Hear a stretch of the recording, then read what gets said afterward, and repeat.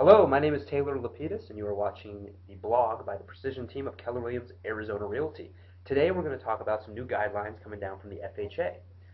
Three big things are going down that are going to affect buyers looking to get an FHA loan. Number one, they are increasing PMI, principal mortgage insurance. This is a fee paid on the front end when a buyer gets a new loan.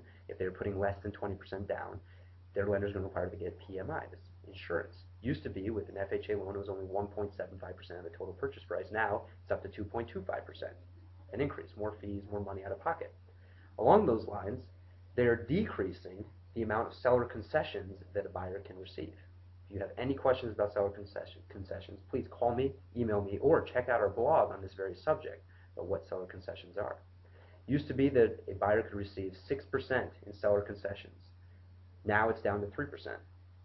The third thing is that if you have a credit score below 580, which it's a lower score to begin with, so this seems to make sense, you have to come with 10% down. Before, anybody that wanted an FHA loan that qualified could get one and only have to put 3.5% down.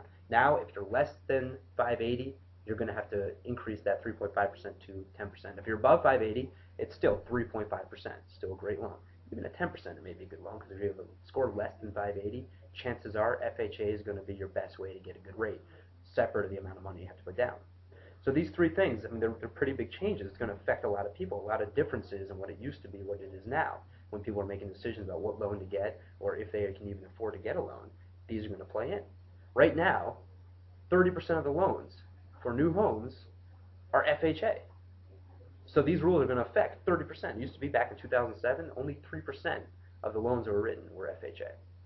It's a major player in the market right now for a variety of reasons that we can talk about in a different segment.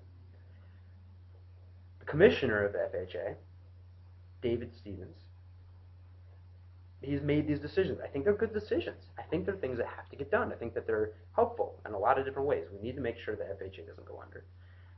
This will help keep them solvent. That's really what they're trying to do, to help increase their reserves, get more cash and things. As well, for people that are a little riskier, people with a lower credit score, it's going to require them to have more cash. If you have more cash, that means that you're making more money, you're able to save more money. It's a good sign that you're going to be able to continue to pay your mortgage. If you have a score less than 580, that throws some flags up. And typically, that's going to increase your rate. It's going to require more of a down payment. It's going to do these things. So it's nice to see that FHA is being reasonable with this. What doesn't sound reasonable is their take on it. And this is a quote. "We don't expect this to have a significant impact on the housing market. The moves are designed to get the reserves back up." Well, yes, the moves are designed to get the reserves back up, and I'm not denying that may be very important in their current situation. What I am denying is that this is not going to have a significant impact on the housing market. That's crazy. They're doing 30% of the loans out there right now. These are major sweeping changes. I think it's absurd to not acknowledge that this is going to have an effect, positive or negative. It's going to have an effect. I frankly think these are good moves. I'm happy to see they're being done, and I would think that down the road, FHA, they're showing signs that they're going to continue to grow and change with this market. Before, we did a blog, you can find it on our website, theprecisionteam.com, that talked about a new guideline change that allowed for the flipping rule, which said that if a home was bought within 90 days and tried to sold again, FHA would not do anything with those types of loans. They would insure them.